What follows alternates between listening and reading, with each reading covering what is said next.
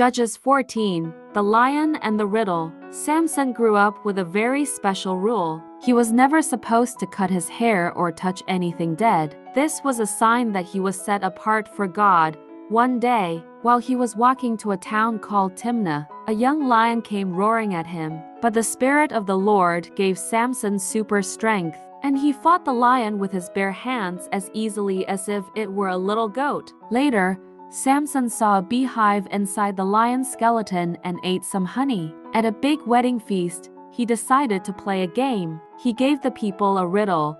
Out of the eater, something to eat. Out of the strong, something sweet. No one could guess it. But the people cheated and tricked Samson's new wife into telling them the answer. Samson was so frustrated that they cheated that he left the party in a huff. Even though Samson made some messy choices, God was still going to use his strength to start shaking up the mean Philistines who were bullying Israel. The next chapter, Judges 15, The Foxfire and the Donkey's Jawbone. Things got even wilder. When the Philistines made Samson angry again, he came up with a very out-of-the-box plan. He caught 300 foxes, tied their tails together in pairs, and put a flaming torch between them. He let them go in the Philistine grain fields, and their whole harvest went up in smoke. The Philistines were so upset that they sent a huge army to capture him. The people of Judah were scared, so they tied Samson up with thick,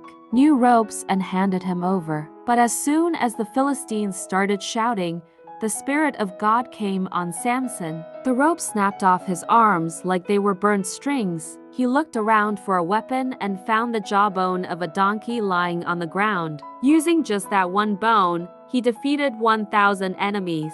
Afterward, Samson was so thirsty he thought he might faint. But God made a spring of water, hollow place in the ground to refresh him. Samson wasn't always a perfect hero. He often let his temper get the best of him.